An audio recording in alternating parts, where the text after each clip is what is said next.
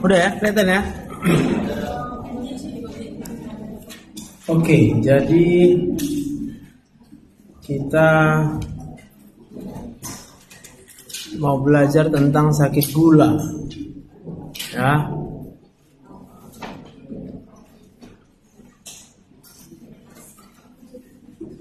Sakit gula itu penyakit metabolisme, ya.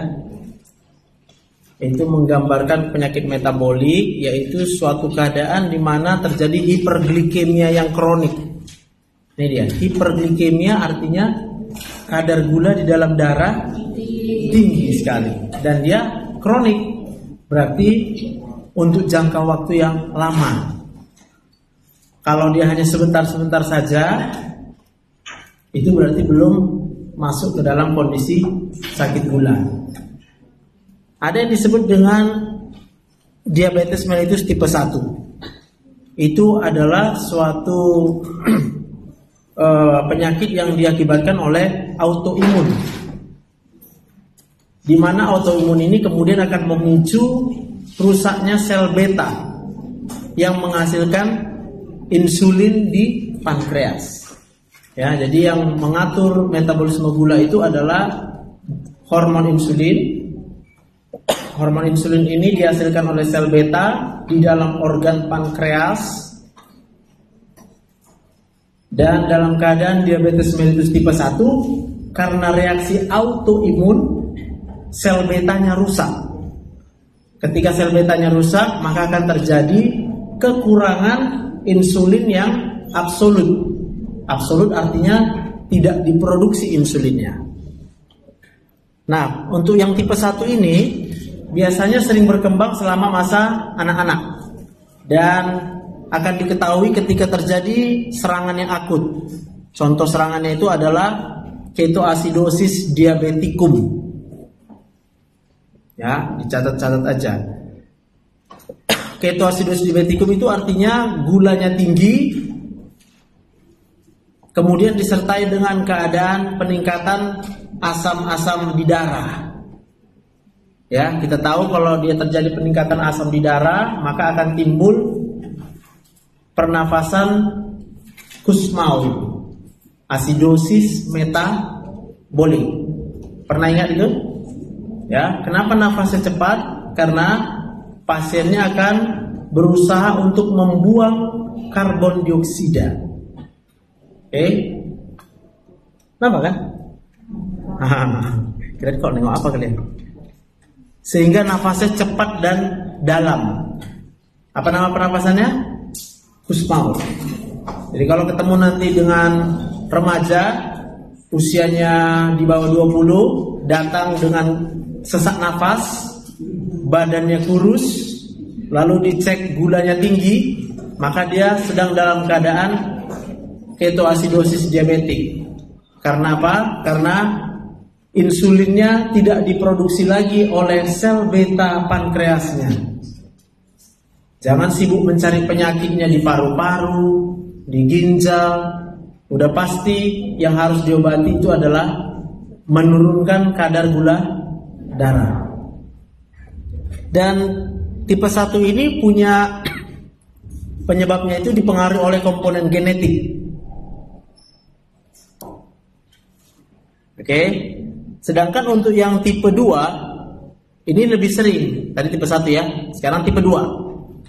Komponen genetiknya kuat juga, berhubungan dengan obesitas, gemuk.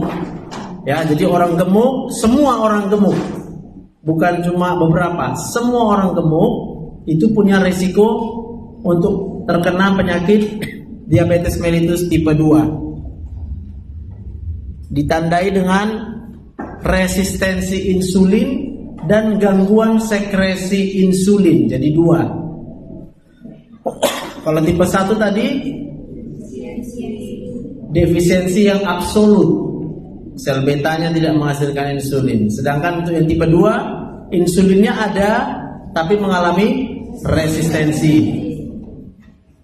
Bisa saja juga terjadi gangguan fungsi pada sel beta pankreas, tapi masih bisa berfungsi menghasilkan insulinnya, yang mengakibatkan kondisi defisiensi insulin yang relatif. Nah, untuk diabetes tipe 2 biasanya dia tidak terdiagnosis selama bertahun-tahun. Maka kalau dicek orang misalnya gulanya 350, nanti dia bilang, aku nggak ada rasa apa-apa, sehat-sehat aja selama ini. Oke, atau biasanya pada orang yang obesitas, ketika dicek gulanya normal, tapi dia obesitas. Ingat tadi faktor risiko terjadinya diabetes tipe 2 adalah kondisi obesitas.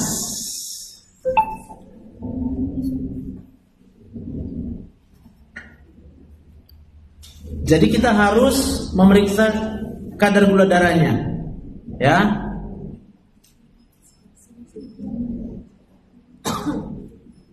Kapan kita periksa kadar gula darah? Yaitu bila kita lihat pasiennya punya risiko, yaitu yang pertama obesitas. Ya, jadi orang gemuk direkomendasikan cek gula darah, tapi jangan senang dulu. Ketika gula darahnya normal, berarti dia dalam kondisi insulinnya diproduksi berlebihan. Oke? Insulin diproduksi berlebihan itu berarti akan menyebabkan sel beta pankreasnya akan bekerja dengan berat. Lama-kelamaan sel beta pankreas yang bekerja dengan berat itu kemudian akan mengakibatkan kerusakan dari sel beta, sehingga pada waktunya nanti sel betanya mengalami disfungsi, mulai berkurang dia, ya. Kemudian bisa juga insulinnya jadi tidak sensitif karena selalu berlebihan dia dipaksa bekerja. Karena selalu dipaksa berlebihan bekerja, insulinnya selalu beredar dalam konsentrasi yang tinggi di dalam darahnya, sehingga menyebabkan kerjanya menjadi kurang sensitif. Bagaimana menegakkan diagnosa? Yaitu berdasarkan berapa kadar gula darah. Bisa juga dengan HbA1c. Apa itu HbA1c?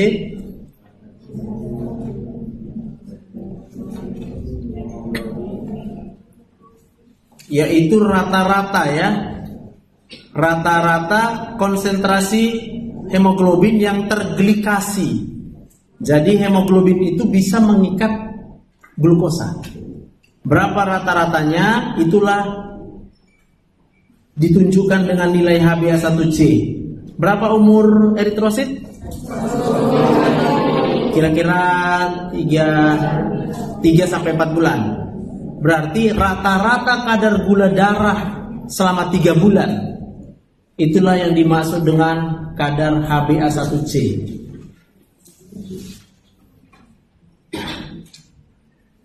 Semakin tinggi kadar glukosa darah, semakin tinggi juga HbA1c-nya. Maka persentase HbA1c di dalam darah itu berfungsi sebagai parameter pengganti rata-rata kadar glukosa darah selama masa hidup sel darah merah 3 bulan, ya. Dan dapat digunakan untuk mendiagnosa diabetes mellitus maupun memantau respon terhadap pengobatan. Gini, orang kalau sakit gula dia udah mengerti. Kalau waktu mau kontrol dengan kita, dia bagus-bagus puasanya. Kalau orang mengurangi asupan glukosa, maka yang kita jumpai kadar glukosanya turun. Selesai dia kontrol dari kita, makan lagi dia sesuka-sukanya selama sebulan. Lalu bulan depan kontrol dia dengan kita, tahu dia tanggal sekian aku harus diet. Nanti kena marah sama dokter itu. Diet dia, diperiksa sama dokter, wah bagus gula ibu ya. Iyalah dok, kita kan bagus jaga makan, ya. Maka HbA1c ini akan memastikan dia bohong atau jujur. Tapi sebelum ke HbA1c ada lagi yang lebih sederhana, yaitu dengan berat badan. Kalau berat badannya naik, berarti dia konsumsi karbohidratnya berlebih-lebihan. Walaupun gulanya normal, jangan kita restui. Gitu, bilang sama pasiennya, tidak kurustui kau, gitu. Berarti kamu tidak menjaga pola makan. Jadi sakit gula ini harus menjaga pola makan dulu yang pertama, kemudian olahraga, baru pakai obat. Nggak bisa pakai obat, baru pakai insulin. Ada beberapa komplikasi, ya. Kalau kita membiarkan kadar gula darahnya tidak terkontrol. Mana dia?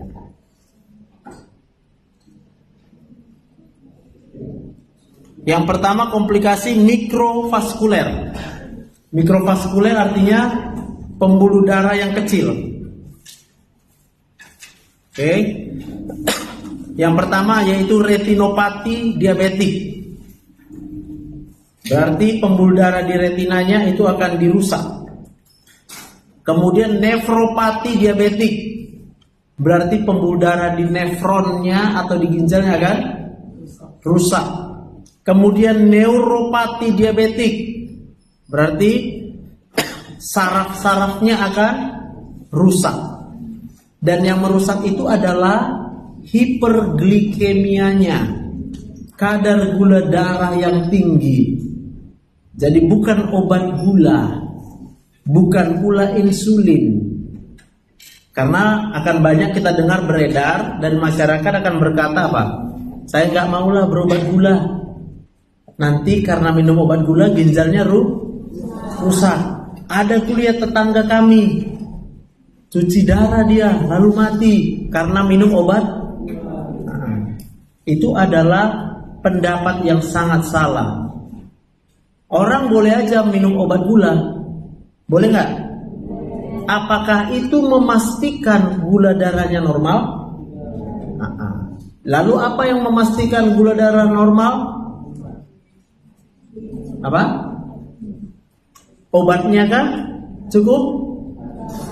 Harus dengan diet. Nah, minum obat tapi nggak diet, sama aja, gula darahnya tidak terkontrol. Insulin, kenapa harus pakai insulin? Karena tidak bisa lagi pakai obat. Lalu orang takut nanti lah memang dia harus ada insulin. Kalau nggak ada insulin nggak bisa turun kadar gula darahnya. Kadar gula darah yang tinggi pasti akan menyebabkan komplikasi. Jadi bukan insulinnya. Bisa ya. Jadi kalian harus nanti memahami prinsip-prinsip ini supaya kita bisa melakukan edukasi kepada pasien-pasien yang sakit gula. Sakit hati bisa juga, ya kan? Oke, itu tadi yang mikrovaskuler, berarti pembuluh darah kecil. Lalu dilanjutkan dengan yang makrovaskuler. Contohnya CAD. CAD itu berarti coronary artery disease, penyakit jantung koroner. Bisa ya? Biasanya kalau udah kena penyakit jantung koroner, pasiennya akan sibuk untuk cari dokter jantung. Tapi gula darahnya tidak dikontrol, sama saja. Ya, tapi saya nyeri dada sebelah kiri, bukan gula masalahku katanya. Paham ya? Saya mau cari dokter jantung. Dia nggak tahu gula itulah yang menyebabkan komplikasi makrovaskuler pada jantungnya. Maka yang mengobati adalah gulanya yang diobati. Ya kan? Kalau hanya jantungnya diobati, mungkin hanya tinggal pasang ring. Tapi gulanya nggak diobati, maka bagian dari pembuluh darah jantung yang tidak dipasang ring akan terus mengalami kerusakan. Bisa sampai 10 ringnya nanti. Tiap 6 bulan tambah ring, tiap 6 bulan tambah ring. Lalu dia marah, kenapa gitu? Lah orang gulanya nggak dikontrol. Tapi kan saya udah minum obat gula. Lah orang udah minum obat gula tapi nggak di diet. Nah, tapi kan saya udah pakai insulin. Walau pakai insulin tapi nggak di diet. Gitu. Sampai situ ada mau tanya? Cukup jelas ya. Terus bisa menyebabkan stroke. Stroke itu berarti penyumbatan pembuluh darah di otak. Itu masuk makrovaskular. Sama kondisinya. Cari dokter saraf. Berobat ke dokter saraf, tapi gulanya tidak dikontrol dengan benar. Stroke 1 kali selamat. Stroke kedua kali mungkin masih selamat. Stroke ketiga kali sudah selesai dia. Lalu menyalahkan dokter. Kok bisa, kan udah diobati stroke-nya. Loh, gulanya nggak diobati. Ya, bisa juga PAD. PAD berarti peripheral arterial disease. Ini biasanya ditandai dengan gejala kakinya bisa hitam. Aliran darah ke perifernya itu terhenti. Sampai akhirnya harus diamputasi. Oke. Nah, bagaimana pengobatannya? Yang pertama, modifikasi gaya hidup. Yang pertama, stop merokok, olahraga, dan juga dengan diet. Coba. Berarti yang dijaga kalau sakit gula apa? Makanan yang mana? Karbo. Apa aja yang kita tahu makanan mengandung karbo? Nasi. Apalagi? Roti. Apalagi? Mie. Apalagi? Martabak. Apalagi? Ada yang belum kalian sebut dan ini sering salah. Hah? Apa? Teh manis, oke. Kopi-kopi yang pakai susu, bukan susu. Kopi-kopi pakai pemanis, ya kan? Tambah gula. Kental manis, ya kan? Itu susu. Enggak lah, itu kental manis, bukan susu kental manis itu. Itu gula yang dikondensasi. Baru apa lagi? Daging itu protein. Nah, jadi kalau protein dikonsumsi, dia tidak akan menaikkan gula. Oke, satu yang lupa, buah. Semua buah itu mengandung gula. Maka kalau kita berikan buah sama pasiennya, harus disesuaikan dengan jumlah karbohidrat lainnya. Contoh, dia wajibnya adalah nasi. Maka jumlah nasinya kalau dia konsumsi buah, harus kita ingatkan pasiennya, nasinya tolong dikurangi. Oke. Nasi juga beberapa jenis berbeda indeks gulanya. Memang yang paling rendah itu adalah nasi merah. Tapi ada lagi lebih rendah lagi sekarang. Ada dijual alat pemasak nasi. Kalau kita masak nasinya, itu gulanya terbuang di bawah. Jadi hampir tinggal 20 atau 30% saja itu mengandung glukosa. Tapi jangan salah, rasanya sudah tidak enak. Hambar dia. Ya, nanti kalau kita suruh pasien konsumsi itu, dia bilang, "Dok, hidupku udah pahit kali. Kok suruh lagi aku makan yang hambar?" Ya kan? Makanya orang sakit gula nggak boleh stres. Kalau dia stres, dia akan semakin mencari rasa Tuh, sama kayak kita juga nih. Siapa yang kira-kira kuliahnya buat stres, pasti senang dengan yang manis. Ya, ayo, yang berat badannya dalam kondisi berlebih, sekarang jangan stres, nggak akan bisa kau diet. Karena udah kau rasa pahit hidupmu, maka kau perlu yang manis. Oke. Lalu kalau nggak bisa juga turun gulanya dengan olahraga dan diet, baru kita masuk farmakoterapi.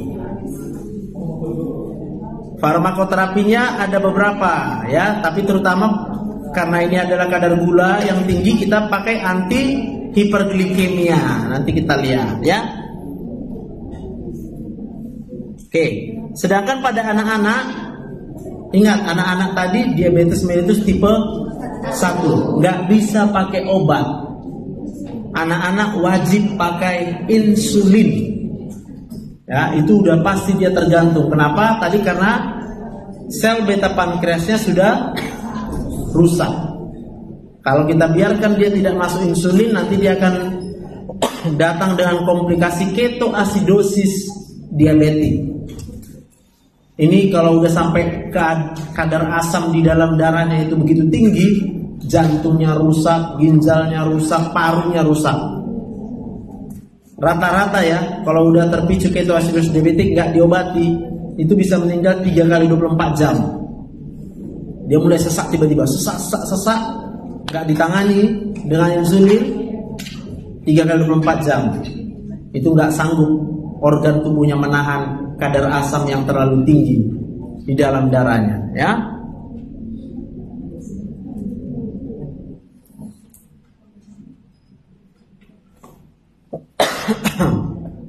Oke, ini tadi ya. Jadi ada mikrovaskular, ada makrovaskular. Yang mikronya itu mata, kemudian bisa juga sebagian gastroparesis. Nih ya. Apa itu gastroparesis? Pergerakan peristaltik lambungnya lambat, sehingga biasanya pasien akan mengalami kembung-kembung. Bisa juga asam lambungnya menjadi lebih tinggi. Jadi ini bisa disebabkan oleh kadar gula darah yang tinggi. Lalu nefropati tadi, ginjalnya akan rusak. Ini yang menyebabkan cuci darah. Bukan obat gula, bukan insulin, tapi gulanya yang jahat, ya. Lalu pada laki-laki bisa disfungsi ereksi. Dan ini nggak ada obatnya. Kalau udah disfungsi ereksi dia datang sama kita hiburlah hatinya. Udahlah Pak, gitu bilang. Apa? Udahlah Pak. Nanti kadang istrinya oke aja nih istrinya. Entahlah bapak ini, kata istrinya. Istrinya tahu, ini bapaknya tukang main cewek. Udahlah Pi, nggak apa-apanya, kata istrinya, ya. Oke.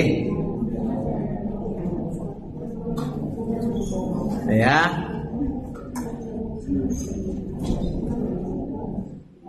Tadi udah kita nih secara ringkas lah ya. Jadi membedakan tipe 1 dan tipe 2 ini harus paham. Secara genetik ada tipe 1 ada genetiknya, tipe 2 ada genetiknya.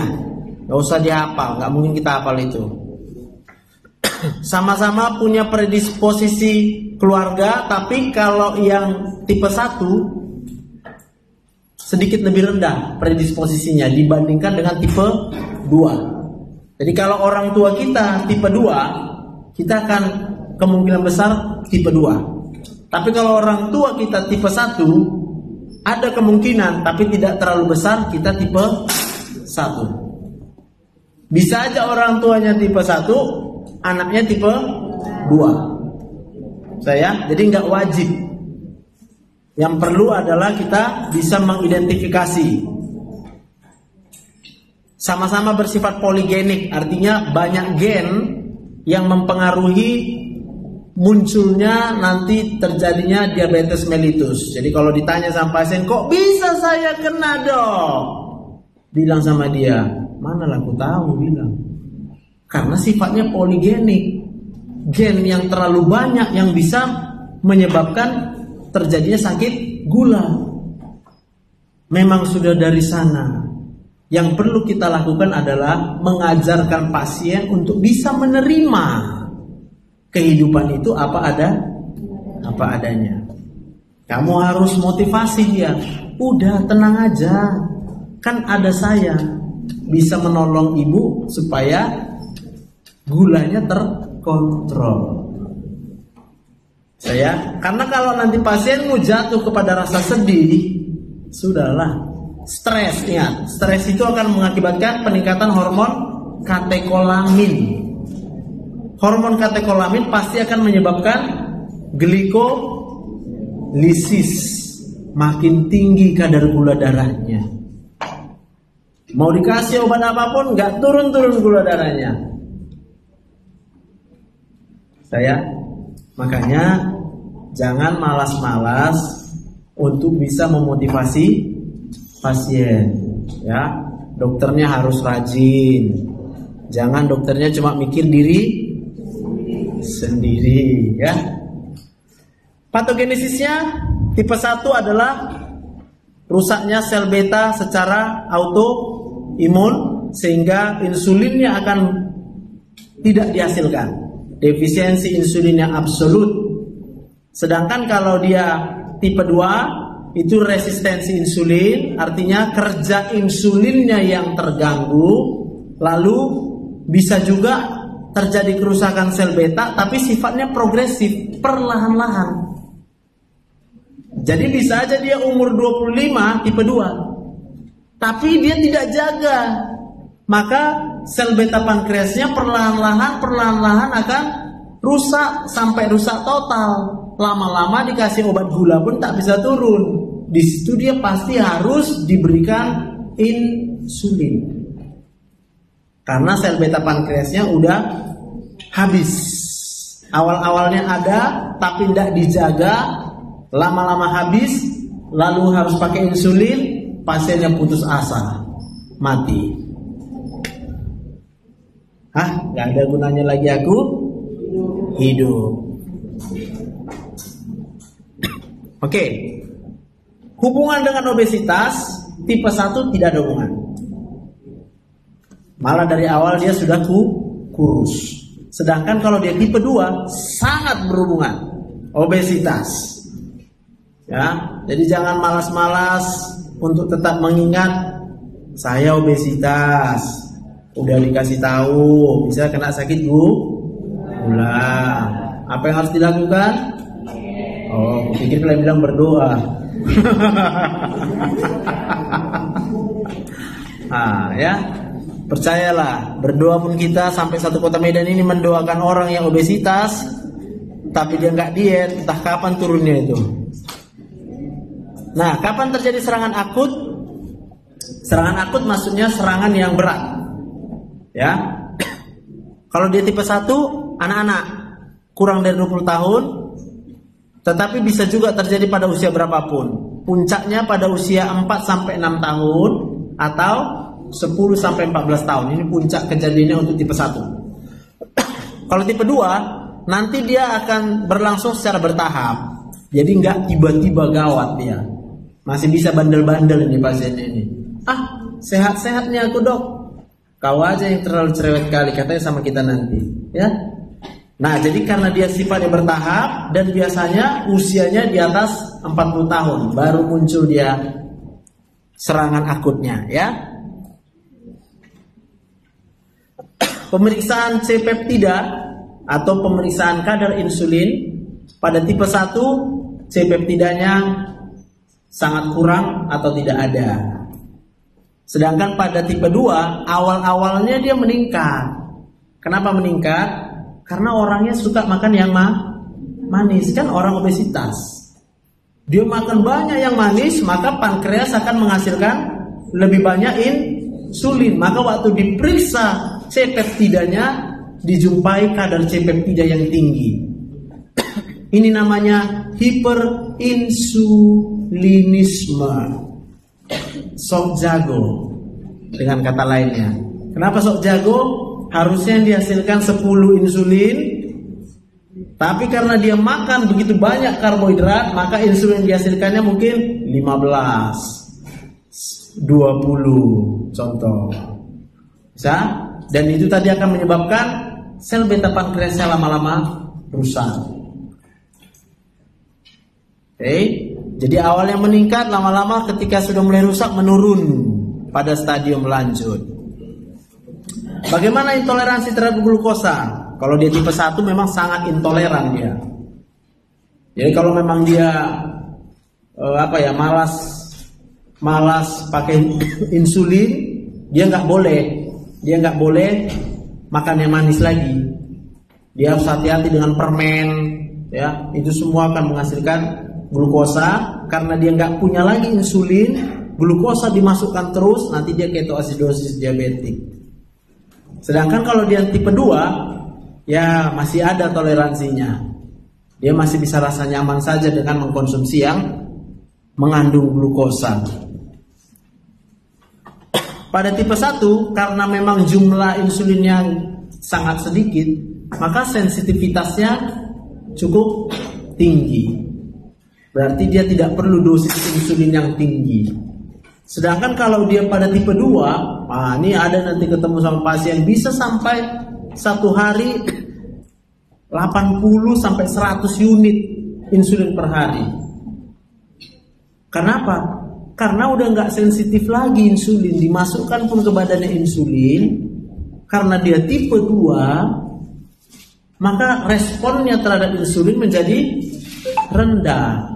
Terpaksalah habis nanti insulin bisa sampai 6 atau 7 pen. Bayangkan kalau sampai 7 pen. Satu pen harganya rata-rata 300.000 kalau kita beli. Berarti sebulan 2.100.000 hanya untuk insulin saja. Yang mana ini disebabkan oleh obesitas. Siapa suruh nggak di diet? Ini banyak nih yang harus diet nih. Jangan kalian ini belajar tipe 2 nggak diet ya. Nanti dicatat semua berat badannya, kirim ke aku ya. Ini kan belum metabolik kan? Berapa bulan? 3 bulan? 2 bulan? 2 bulan ya. Target siapa yang bisa turun 5 kilo 1 bulan dapat nilai A. Mau kalian? Allah, sekarang bilang mau. Nanti dijalani 1 minggu, mak berat juga dunia nih. Udahlah, tak usah dapat nilai A pun nggak apa-apa lah. Yang penting belajar aku katanya. Ya kan kalau kalian memang nilai bloknya bagus, nggak mungkin dibuat jadi nggak A. Ini kan ceritanya kalau nggak bagus belajar, harusnya C dikasih A. Tapi syaratnya turun berat badan 8 kilo. Ya kali 2 kan 10 harusnya. Aku diskon lagi 20%. Kan 2 bulan. Ya, turun berat badan yang ideal itu adalah 1 kilo per minggu. Kalau bisa lebih dari itu lebih bagus. Tujuannya apa? Supaya istirahat pankreasmu, supaya nggak rusak sel beta pankreasnya. Belum lagi kau tambah cantik, sehat. Wah, mantap lah. Nanti sama pasien pun kau bisa Nah, ini pokoknya kalau yang gemuk-gemuk jangan jadi penyakit dalam nanti ya. Aku kena gemuknya ini dulu. Udah ada tengok fotoku gemuk dulu belum? Biar kalian tengok lah dulu aku berapa, 100 kilo dulu aku.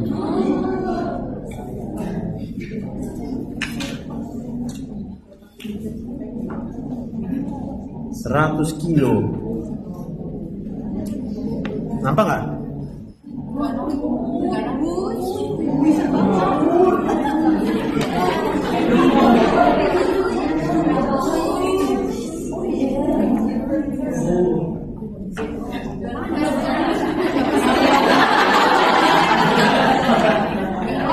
Ini gelap ya, tapi lebar lah, lebar. Muka pun beda kali sama sekarang, semua bulat. Dan dulu berat kali badanku. Lalu aku sadari ternyata aku hiperinsulinisme. Karena aku makan sedikit, semua disimpan jadi lemak. Itu insulin. Gula kau makan, gula dimasukkannya menjadi trigliserid, masuk ke dalam sel lemak. Maka perutnya lebar, lehernya lebar, itu lemak semua. Oke, saya. Jadi kalau yang sekarang kalian tengok, ya udah jauh kali lah. Nggak makan nasi aku. Orang makan enak-enak di tempat mie pangsit atau apa tempat mie yang kepesan sayurnya. Pakai sumpit aku makan dulu. Tapi makan sayur. Ditanya orang, kok makan apa? Enak kali makananmu, makan sayur. Kok pakai sumpit? Biar kayak makan mie. Tapi pakai sumpit tuh makan. Begitu perjuangan. Baru sekarang nengok nasi ya biasa aja. Kalau memang harus pengen kali karena udah lapar kali baru makan. Tapi secara rutin tidak aku makan nasi. Secara rutin. Paling aku makan nasi hari Minggu. Hanya hari Minggu karena sama anak-anak. Mie ramen aku makan hanya hari Sabtu kadang. Berdua sama istri awak. Kan? Lebih sering lagi aku cuma pesan kuahnya, coba lah. Kuahnya. Baru karagenya itu udah daging itu aja. Dipikir orang makan mie ramen, enggak, makan daging. Mie-nya enggak dimakan. Asal udah makan mie merasa bersalah. Karena aku sakiti badanku. Ku sakiti badanku. Ya, jadi kalian harus jadi agent nanti bisa membuat orang. Tapi ini tidak berlaku untuk semua. Ini berlaku untuk yang obesitas. Kalau kalian yang memang badannya ideal, beruntunglah kalian. Makan kalian banyak gak gemuk-gemuk, kecuali hipertiroid. Ya, tapi kalau yang memang bisa badannya ideal, udah syukuri. Ya, tapi tolong dibantu juga ya, badannya sedang obes. Kayak mana cara bantunya? Kalau kalian makan sama, ambil makanannya. Aku sedang membantu kamu. Terima kasih. Oke. Lanjutin. Risiko ketoasidosis. Oke, yuk balik. Ya, jangan ngantuk kita. Sakit apa? Belajar sakit gula ini bisa ngantuk-ngantuk kita. Ketoasidosis. Ya, jadi ketoasidosis itu dari kata keto dan asidosis. Keto itu maksudnya keton. Keton itu maksudnya hasil metabolisme energi yang berasal dari lemak. Bisa ya? Kenapa dia dari lemak? Karena dia nggak bisa pakai energi dari gula. Kenapa dia nggak bisa pakai energi dari gula? Karena dia nggak ada insulin. Tubuh tetap perlu energi, maka tubuh akan memakai lemaknya. Waktu dia pakai lemak, hasil metabolismenya itu adalah keton. Kemudian karena dia pakai lemak, maka akan terbentuk banyak asam di situ. Asamnya itulah yang sifatnya asidosis, asam lemak bebas. Nah, karena dia terlalu asam, darah kita itu harus dijaga pH-nya. 7,35 sampai 7,45 pH-nya. Kalau pH-nya di bawah itu, semua sel-sel akan rusak. Kenapa? Karena enzim hanya bekerja pada rentang pH yang normal 735 sampai 745. Dan rentangnya itu coba gak jauh loh, 7,35 sampai 7,45. Cuma itu yang normal. Kurang dari itu sesak napas. Nah, kadang ada orang udah pinter, dia bisa nahan, pura-pura dia napas pelan. Padahal udah asidosis dia ada. Nah, kadang ada orang udah pinter, dia bisa nahan, pura-pura dia napas pelan. Padahal udah asidosis dia ada. Baru terjadi minggu lalu, kecele aku. Sebenarnya kecele. Dia datang dengan menahan napas. Kurasa dia udah pernah terjadi, lalu kemudian dia bertingkah seolah-olah tidak pernah ketoasidosis. Ternyata dia DM tipe 1. Ditanya obatnya apa? Glimepirid. Ditanya, oh berarti aman lah. Ini tipe 2. Paginya mulai nggak sadar. Dicek gula, loh udah mulai naik ini 200-an. Masih belum terpikir ke tipe 1. Lalu kemudian ku ceklah Akda. Ternyata udah asidosis. Wow, ini yang buat dia nggak sadar. Lalu tanya lagi, iya sebenarnya dia pakai insulin, tapi selama ini dia malas pakai insulinnya. Hab Akdanya pH-nya itu 6,9. base excessnya sampai lebih dari 30. Akhirnya masuk ICU. Selama di ICU, itu insulin yang masuk sampai 200 unit. Kalau kira-kira 200 unit itu ya, itu kira-kira kalau dikali 15 berapa itu? 3000. Kadar gula darah 3000 yang kuturunkan. Nggak bertahan. Cuma 24 jam aja di ICU, udah pasang ventilator semua, meninggal. Lalu papanya datang, nanya sama bapak, ini kenapa meninggal anakku? Baru kuceritakan. Iya, memang dia sering nolak pakai insulin. Dia rasa insulin itu menjadi musuh dia, padahal insulin itulah penolong dia. Masih muda, 26 tahun. Gitu. Dari awal aku lihat karena dia gemuk, yakin aja, oh ini tipe 2 ini. 100 kilo beratnya. Tapi ternyata dia gemuk karena memanipulasi. Awal-awal dia rajin pakai insulin, terus disuntik insulinnya tapi makan banyak. Selamat, tapi jadi gemuk. Lalu mulai berpikir untuk stop insulin. Sudahlah, asidosis ya. Pada tipe 2, risiko ketoasidosisnya lebih rendah ya. Oke, dari sel beta tentunya kalau dia tipe 1 pasti jumlahnya menurun lah ya. Gejala klasik poliuri apa itu? Banyak kencing, polidipsi, haus, polifagi, banyak makan, tapi disertai dengan penurunan berat badan. Ini khas, tapi pada tipe 1. Oke, tipe 1 ini penurunan berat badan itu paling khas dia. Kalau tipe 2 rata-rata dia nggak selalu, kadang-kadang aja. Maka kadang pasien kalau dibilang sakit gula kamu, aku nggak ada gampang haus, aku nggak ada banyak kencing, semua nggak ada nanti. Tapi gulanya 300, 400. Nanti dibilang salah itu dok katanya. Entah siapa lagi salah, kita bilang lah. Udahlah dietlah dulu. Dan kebanyakan hanya dengan diet bisa kok turun berat badannya, gulanya. Jadi sumber paling utama sakit gula tipe 2 adalah makanan.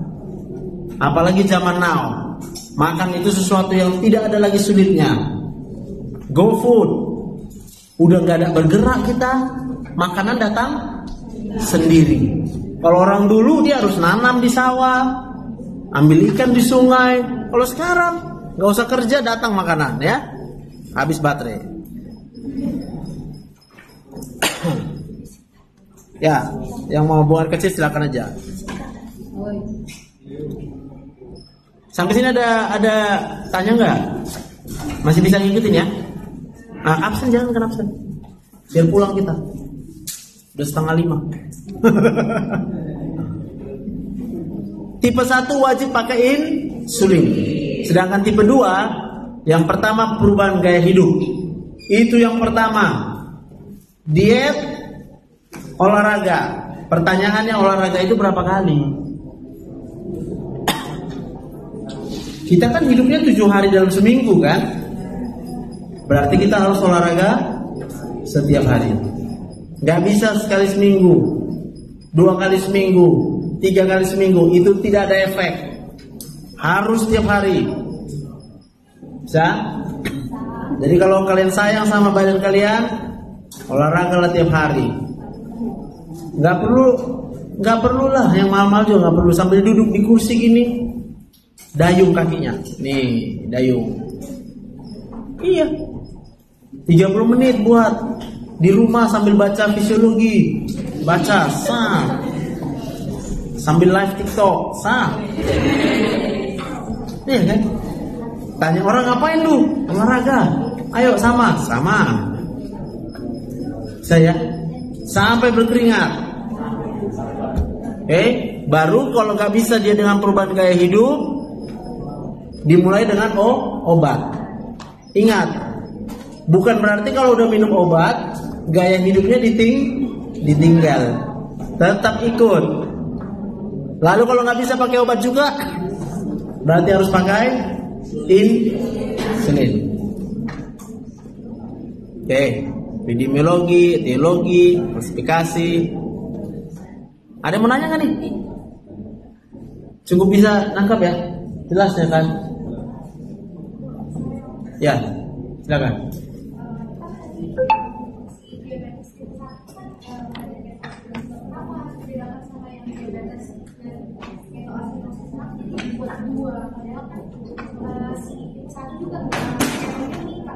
Ya.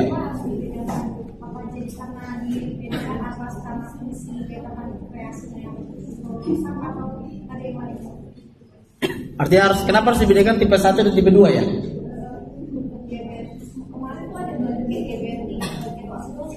Oke.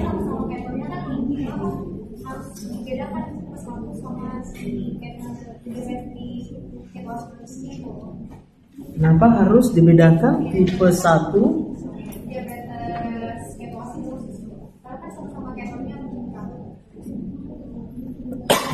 Aku belum paham.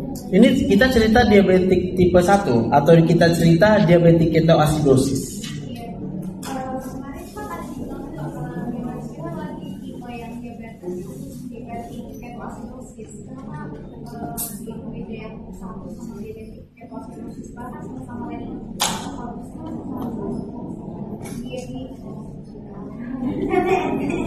Sama kan? Tapi bisa juga yang tipe 2 kena diabetik ketoasidosis, bisa juga, tapi itu udah lama kali berarti. Cuma kalau dia tipe 1, serangan awalnya pasti diabetik ketoasidosis. Gitu bedanya. Karena dia sudah kekurangan insulin yang absolut. Sedangkan kalau dia tipe 2, dia hanya yang tapi disebut pun relatif karena tadi kerusakan sel beta pankreasnya itu sifatnya progresif, lama-lama habis juga sel beta pankreasnya. Gitu. Bisa ya? Good, thank you. Ada lagi? Banyak. Silakan. Ayo, tanya nih. Nggak susah-susah sih ngobatin sakit gula ini, nggak susah ngobatinnya. Tapi dia perlu approach yang baik dengan pasien. Karena kalau pasien udah nggak nyaman dengan kamu, dengan dokternya, dia nggak akan bisa loyal begitu dengan pengobatannya. Oke? Oke, kita lihat klasifikasi lah ya. Tipe 1 ya, sebelumnya dikenal sebagai diabetes mellitus yang bergantung pada insulin ya. Kita lihat dulu insulin itu kayak mana.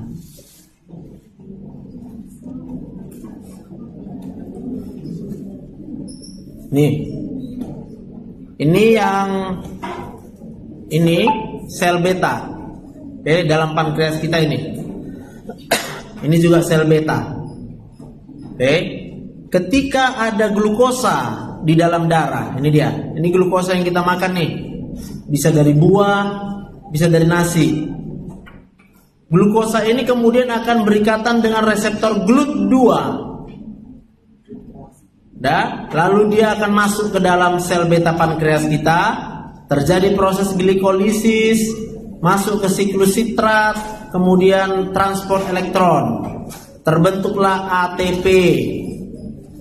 Ketika ATP-nya sudah terbentuk, lalu dia akan menghambat channel kalium yang bergantung dengan ATP, ya, sehingga kaliumnya akan dikeluarkan dari dalam sel.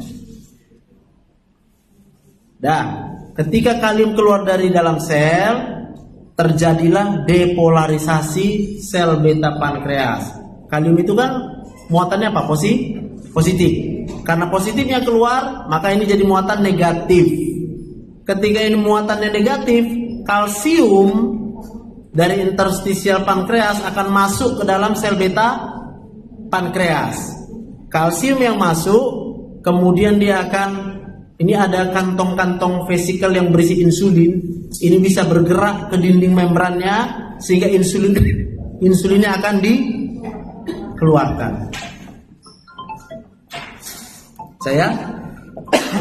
Jadi dalam keadaan normal, berapapun glukosa yang beredar di dalam darah kita, maka itu akan merangsang sejumlah insulin akan diproduksi oleh sel beta pankreas. Ini yang jadi capek nanti dia, lelah sel beta pankreasnya, sampai akhirnya banyak pun glukosa dan tidak ada insulin yang dihasilkan.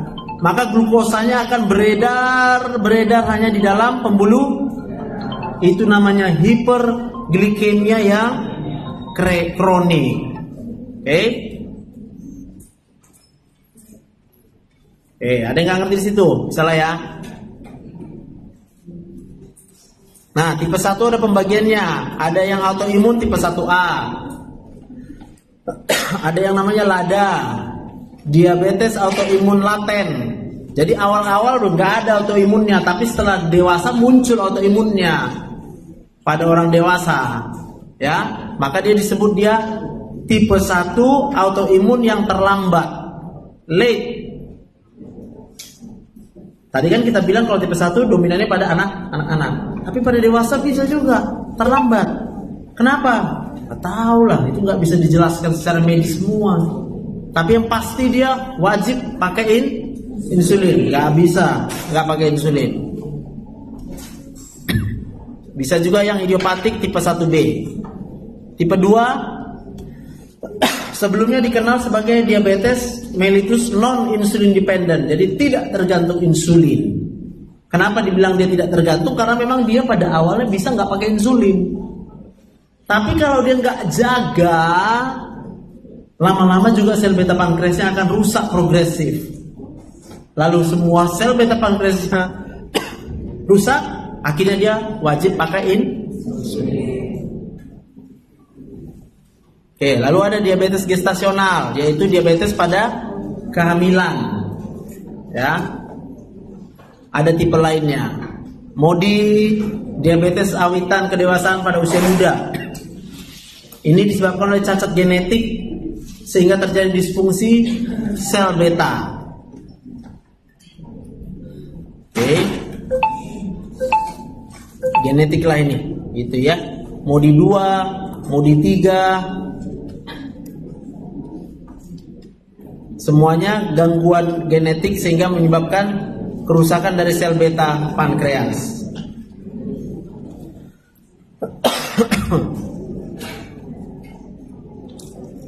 Ada lagi disebut pankreatogenik, yaitu ketika pasiennya harus dipankreatektomi, dioperasi pankreasnya diangkat. Berarti nggak ada lagi sel betanya. Ya, maka dia akan bergantung insulin sepenuhnya. Bisa juga karena gangguan endokrin, Cushing disease, akromegali. Ini juga akan kita jumpai keadaan peningkatan kadar gula darah. Akibat obat bisa. Nih, kortikosteroid. Jadi hati-hati dengan penggunaan kortikosteroid jangka panjang, itu akan menyebabkan kondisi glikogenolysis dan gluconeogenesis. Glikogenolysis, glikogen dihancurkan jadi dipecah jadi glukosa. Gluconeogenesis dari lemak menjadi glukosa. Intinya glukosanya yang meningkat. Cacat genetik, infeksi bisa, rubella ya paling sering ya, penyakit imunologi langka, sindrom orang kaku, sindrom genetik lain, apapun lah itu. Entah apapun penyebabnya, intinya adalah mengobati orang sakit gula adalah dengan menurunkan kadar gula darah hanya 3: modifikasi gaya hidup, obat-obatan, insulin. Oke, sampai situ ada mau nanya? Ya, silakan. Kalau misalnya diabetes tipe 1, tadi saya terhadap genetik. Ya. Nah, itu contoh kayaknya Oh, ini dua-dua loh genetik. ya. Dua-dua. Tipe 2 juga genetik. Tapi predisposisi paling besar itu tipe 2. No, tipe 2. Nah, jadi Oke. contoh DNA belum muncul ketika yang nggak sehat Ya. yang muncul kan. Ya. Nah, itu jadi nanti DM tipe 2. Kalau memang dia gaya hidupnya nggak sehat, gemuk berarti makan nggak dijaga tipe 2. Nah, kalau misalnya yang tipe 1 bawa cari lagi Ya, dari lahir sel beta pankreasnya udah rusak. berarti dari darah itu kadar gulanya udah nggak normal, Yes. udah terlalu juga gitu. Hiper. Makanya dia sering serangan akutnya itu muncul ketoasidosis diabetes. Contoh dia udah memang dia itu terus itu maksudnya bisa dicegah nggak, maksudnya Oh, tipe 1. Tipe 1 nggak bisa dicegah. nanti dari lain sudah dicegah, Iya, tapi kalau yang tipe 2 dia bisa dicegah. Iya. Ya. Cocok ya? Tipe 1 nggak bisa dicegah karena memang sudah ada genetik dia yang rusak yang kemudian menyebabkan reaksi autoimun. Reaksi autoimunnya merusak sel beta pankreasnya sendiri. Yang bisa adalah mempertahankan dia tetap hidup. Dengan cara apa? Insulin. Tipe 2 bisa dicegah. Dari sekarang pun kita mencegah. Hari ini, sekarang. Diet, olahraga. Bagus pertanyaannya. Thank you. Yang lain? 5 menit lagi ya. Pulang kita. Ada lagi? Kalau ada. Nah, silakan. Misalnya kan dok, dia menggunakan pengobatan untuk obat, tapi 4 tahun lebih lama untuk menjalankan pengobatan. Nah itu dia dianjurkan bagusnya pakai insulin atau tetap pakai obat? Oke. Jadi itu berarti kasusnya tipe 2 nih ya. Awal-awal dia udah pakai obat nih.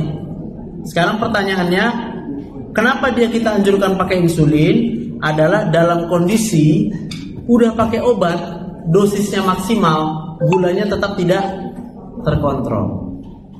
Atau dia datang dalam keadaan serangan akut. Apa serangan akutnya? Kalau tipe 1 kan yang paling sering kan diabetes ketoasidosis. Kalau tipe 2 ada juga serangan akutnya, tapi tidak asidosis dia. Namanya HHS, hiperglikemik hiperosmolar sindrom. Gulanya tinggi sekali.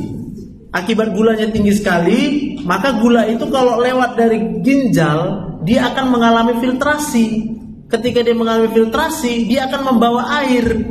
Kalau dia bawa air, dia bawa natrium elektrolit, maka akan terbuang semua. Sampai akhirnya, kok bawa natrium? Natriumnya akan tertahan, hanya air yang terbuang. Maka kadar natrium di dalam darahnya menjadi sangat tinggi. Lalu dia bisa penurunan kesadaran. Nah dalam keadaan seperti itu kita harus memberikan insulin. Supaya apa? Supaya turun dulu glukosanya. Kalau nggak dia kencing terus nih sampai shock nanti dia. Boleh di stop? Ya boleh. Balik aja lagi ke obat. Bisa? Lalu kita edukasi sama pasiennya. Biasanya itu pasiennya bandel.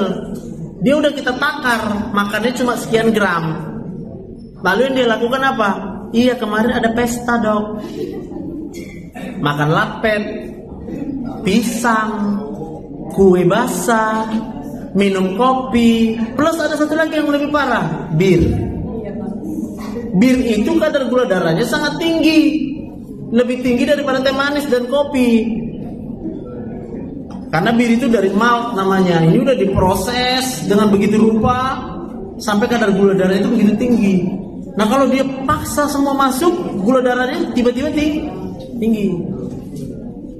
Nah gitu ya. Ya. Jadi kan kalau misalnya 4 tahun kita menjalankan pengobatan. Ya 4 tahun ya. Iya dengan obat. Tapi obatnya itu masih berfungsi untuk menurunkan kadar gula darah, ya.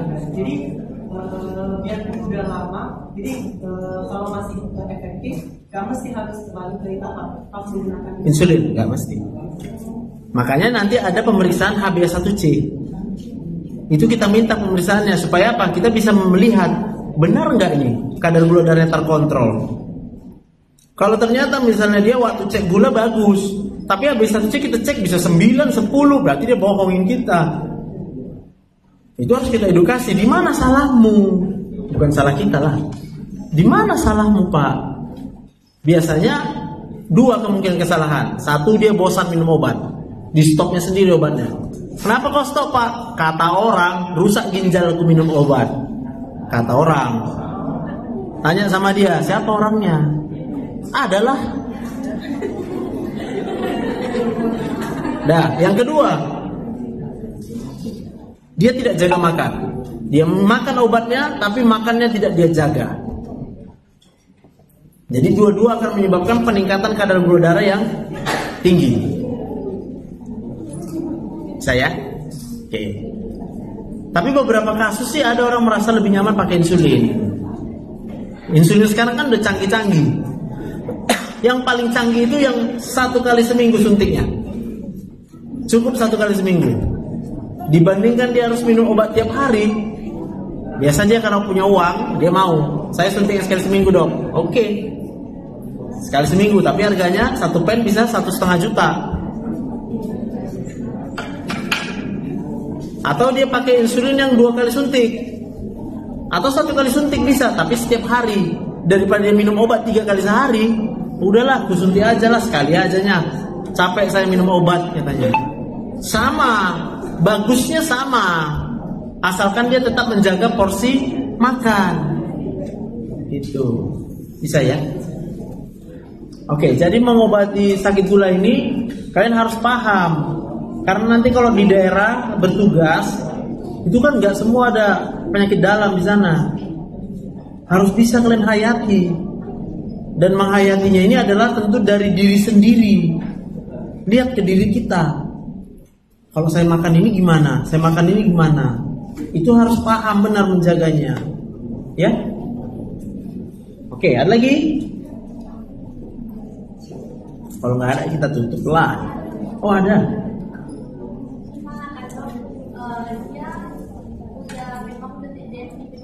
Ya. Tapi beratnya udah turun drastis gitu, Dok. Oke.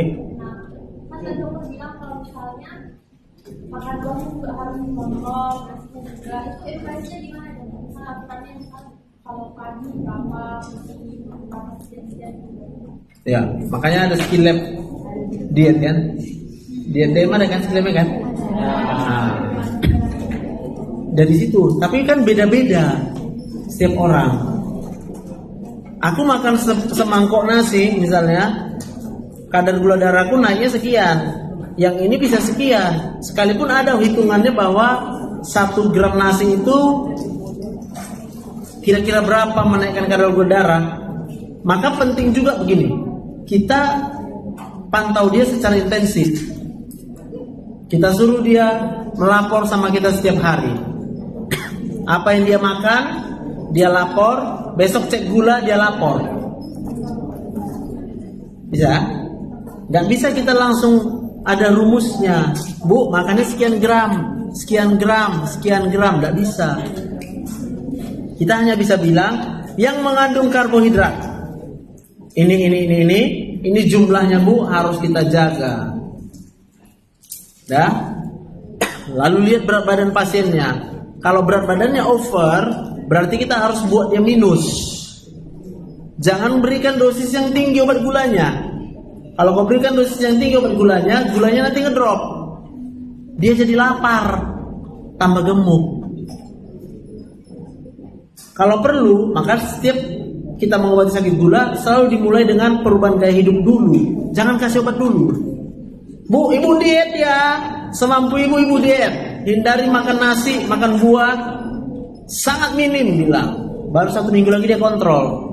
Baru kau lihat kadar gula darahnya. Oh, segini aja. Berarti bisalah pakai metformin aja. Dah, sebulan lagi kan kontrol dia kan. Ukur lagi gula darahnya. Bisa normal nggak? Kalau nggak bisa normal, berat badannya lihat. Kalau berat badannya naik, berarti dia dietnya salah. Kurangi lagi, Bu, yang kamu makan. Jangan obat dinaikkan. Kalau obat kau naikkan, tambah banyak lagi dia makan, tambah gemuk lagi dia. Aku nggak tahu bisa kalian tangkap nggak yang ku bilang. Kalau menurutku aku pasti sulit kalian mengerti yang ku bilang ini. Sulit nggak? Enggak, bisa ya nangkap ya. Nanti pasiennya datang itu, dok kok gulaku naik katanya. Bisa ya? Kita bisa terpancing menaikkan dosis. Jangan. Lihat, kalau gula dia naik, tapi berat badannya turun, itu baru boleh naikkan dosis. Tapi kalau gula dia normal, berat badannya naik, ini kurangi dosis. Bisa ya? Gulanya normal, berat badannya naik, jangan pertahankan dosisnya, kurangi dosisnya, suruh dia diet. Karena yang merusak tubuhnya nanti bukan kadar gula darah, tapi obesitasnya. Obesitas itu penyakit. Jadi obat gula itu akan merangsang sel beta pankreas untuk menghasilkan insulin. Makin banyak insulinnya, makin banyak glukosa yang dia masukkan ke dalam sel. Ingat, kalau glukosa dimasukkan ke dalam sel, nggak dibakar, dia akan diubah menjadi lemak. Maka berat badan pasiennya akan naik. Gitu loh. Oke? Ya udah, nanti daripada ragu kalian, bagus kalian WA Bapak. Pak, ini kayak mana pasienku, Pak? Nah, udah, apa-apa, kita susun. Lah iyalah, semana lagi ya kan? Karena nggak segampang itu untuk bisa kita mentranslate nanti ketika praktek sehari-hari. Kan kasihan pasiennya. Lapornya langsung lengkap-lengkap aja. Tinggi badan sekian, berat badan sekian, kadar gula darah sekian, obatnya ini, gitu. Cocok? Nah, di keluarga kita ini pasti 20%, 30% yang dari kita yang hadir ini sakit gula, percayalah. Gak sedikit ini orang sakit gula ini, banyak. Ya, oke, ada lagi? Ya, silakan. Tipe 1 ya, oke.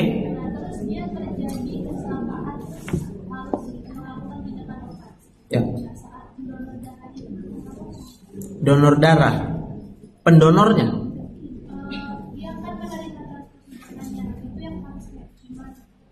Dia menerima, nggak ada masalah. Kadar gula darah tinggi, berarti insulinnya dinaikkan dulu.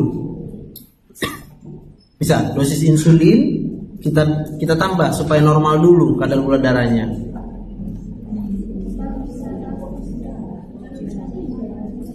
Enggak lah. Dia ditransfusi karena perdarahan gitu. Berarti dia nerima darah dari orang lain. Terus si yang kecelakaan ini dia tipe 1 kan? Ya udah masukkan aja dulu darahnya. Hiperglikemi kalau hanya beberapa menit nggak masalah. Yang masalah itu hiperglikemi yang kronik. Berarti lebih dari 3 minggu atau lebih dari 2 minggu, itu baru dia akan merusak mikrovaskular, makrovaskular. Ingat, yang diserang gula cuma 2, mikrovaskular, makrovaskular. Yang tadi itu, mikrovaskular apa? Retinopati, neuropati, nefropati, ginjal, cuci darah. Makronya apa? PJK, jantung koroner, stroke, satu lagi peripheral arterial disease. Cuma itu aja. Paham? Itu harus kronik. Kalau cuma 5 menit hiperglikemianya nggak terasa itu. Makanya dia bisa sombong. Aku gulaku 600 dok, nggak ada rasa apa-apa katanya itu nanti. Jangan sombong lu, bilang gitu. Itu karena baru cuma 2 hari 3 hari, kamu nggak rasa. Tunggu 3 minggu, baru nanti terasa, baru datang berobat. Ya terserah. Betul ya. Oke, ada lagi? Sayap kiri, sayap kanan, wingback, striker ada?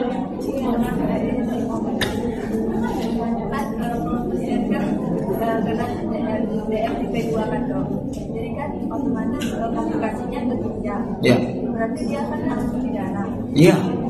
Apakah maksudnya pengobatannya itu insulin sama dari langsung atau bersamaan? Bersamaan. Tapi biasanya kalau orang udah cuci darah, gulanya jadi normal. Kenapa? Karena insulin itu dibuang dari ginjal.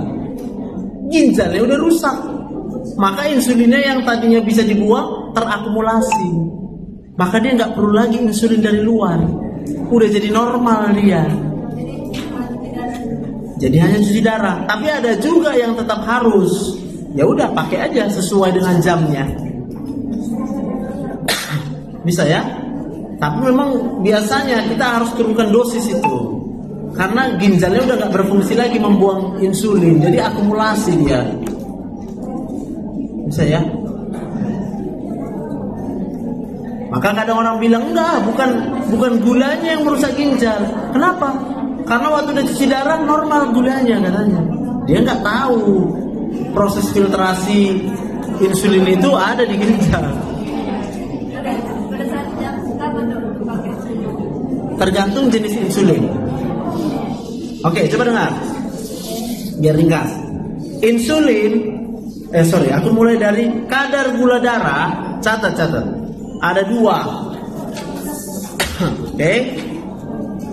Kadar gula darah dalam keadaan puasa berarti nggak makan lebih dari 4 jam. Itu masuk kadar gula darah puasa.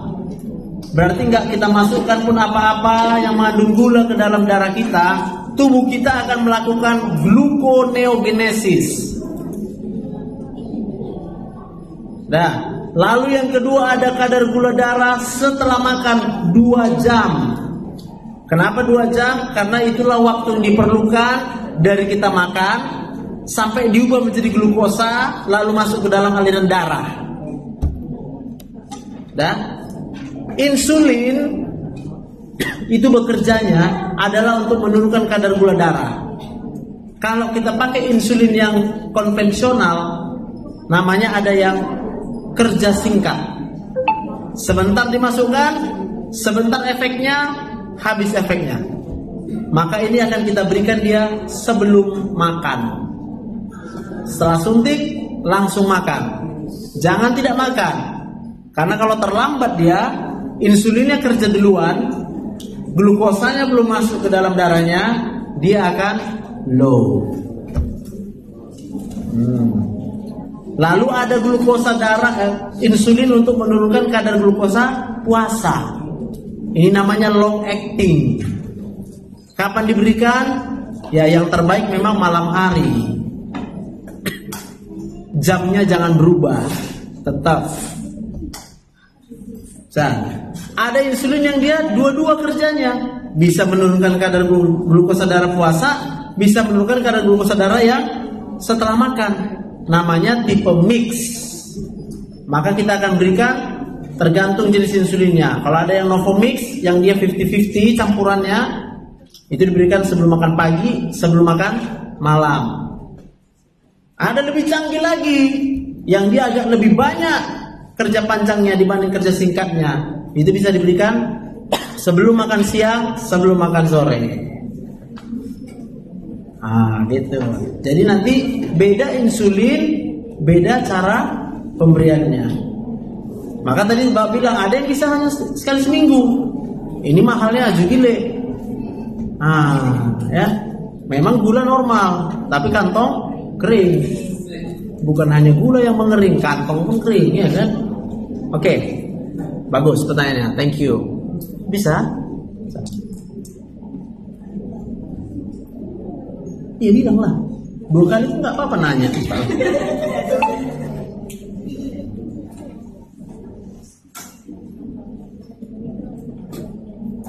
Kali bisa. Diet hari ini. Diet ya. Besok belum tentu kau hidup besok. Ingat ya, salah satu kegagalan orang diet karena dia pikir besok masih hidup. Udah. Mana tahu aku hidup besok atau enggak. Ya sekarang lah dietnya. Kalau mau berhasil diet, udah pikirkanlah hari besok itu bukan punya kita, itu punya Tuhan. Gak usah sok jago, betul nggak? Kalau kau mikir besok hidup, berarti udah kau pikirkan kau dikasih Tuhan hidup besok. Siapa kau? Maka sekarang lagi diet. Mana tahu aku besok masih? Iya gitu baru benar. Mana tahu? Oke. Ada lagi? Sana ada? Bisa? Paham ya? Jangan nggak ngerti sakit gula ya. Ini nggak susah-susah banget lah. Nah, silakan.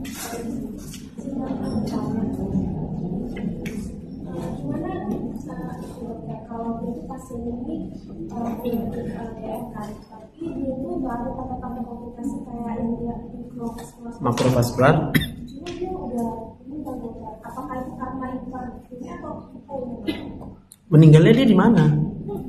Di kamar? Di rumah meninggalnya?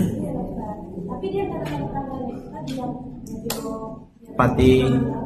Ya berarti paling mungkin dia PJK, koroner, serangan jantung. Lihat ya, dia neuropati, benar ya? Neuropati berarti sarafnya nggak merasa. Biasanya kalau serangan jantung pada orang sakit gula yang sudah neuropati, dia nggak rasa lagi nyeri dada, mati dengan tenang. Nah, jadi kalau ditanya ini kenapa mati nih? Serangan jantung, tapi nggak ada kesakitan dia, neuropati.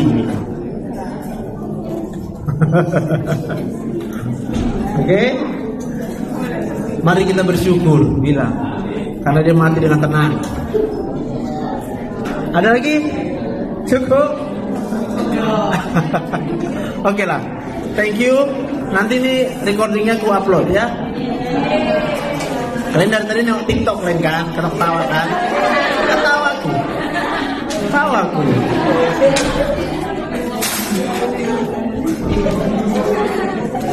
Makasih yang di TikTok.